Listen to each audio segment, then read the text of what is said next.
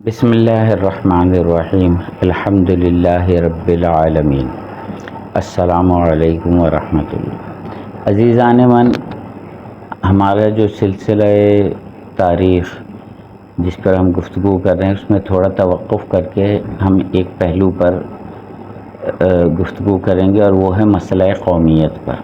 آج کی گفتگو کو ہم اسی پہ مرتکز رکھنے کی کوشش کریں گے، کیونکہ یہ بات کی تاریخی تناظر میں جب گفتگو ہوگی تو اس کا حوالہ ہونا بہت ضروری ہے۔ دنیا میں آج تک جتنی قومیتوں کی بنائی گئیں، ان کی اساس رنگ، وطن، قوم، اس طرح کی زبان، یہ چیزیں تھیں جو کہ فکس تھیں اپنی جگہ۔ اس کا تعلق انسان کی پیدائش کے ساتھ تھا، اور پیدائش ہونا ایک اتفاق ہے۔ اس کو نہ کوئی اڈاپٹ کر سکتا ہے، نہ منتقل کر سکتا ہے، نہ منتقل ہو سکتا ہے۔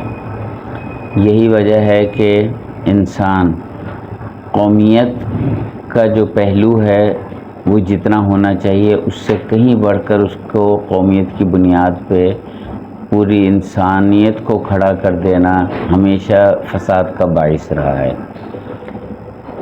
پاکستان جب بننے کے لیے تحریک چلی تو نظریہ پاکستان کو بنیاد بنایا گیا، اور نظریہ وہ ہوتا ہے جسے کوئی بھی اڈاپٹ کر لے، اور وہ تھا اسلام کا نظریہ۔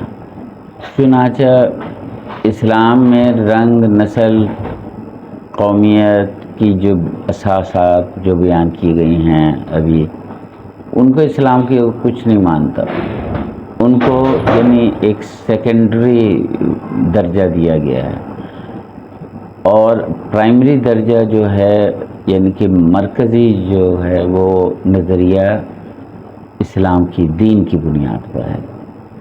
لیکن فی جملہ جتنی اور جہالتیں اہل یورپ نے پھیلائیں، اس میں سے ایک یہ بھی تھی کہ پیشوں کے اعتبار سے قومیتیں بنا لینا، جیسے جولاہا ایک قوم ہو گئی جی، اور ایک لوہار ہو گئی، ترکھان ہو گئی، وغیرہ وغیرہ۔ اس کے علاوہ نسلیت کی بنیاد پہ قوم، یہ تقسیمی عمل تھا جو کہ فکس تھا۔ حالانکہ پیشہ تو کوئی بھی کوئی اختیار کر سکتا ہے، لیکن انہیں اس کو قومیت کے ساتھ منسلک کر کے اور اس کو بھی فکس کر دیا۔ پاکستان جو بنا وہ نظریہ پاکستان یعنی دو قومی نظریہ یعنی اسلام، جو کہ اسے کوئی بھی چاہے قبول کر لے۔ اسی طرح جو ہمیں زبان عطا کی گئی اس کی بنیاد عربی اور فارسی کے ساتھ ہے، اس کے اندر جو مسالہ ڈلا ہے چٹپٹا کرنے کے لیے وہ مقامی ہے، یہی اس کی بنیاد ہے، اور یہی اسی وجہ سے اردو زبان نظریاتی زبان ہے، اسی لیے اردو کو اردو نہیں اردو معلیٰ کہا جاتا ہے۔ اس پہ انشاءاللہ آئندہ بات کریں گے۔ السلام علیکم ورحمۃ اللہ وبرکاتہ۔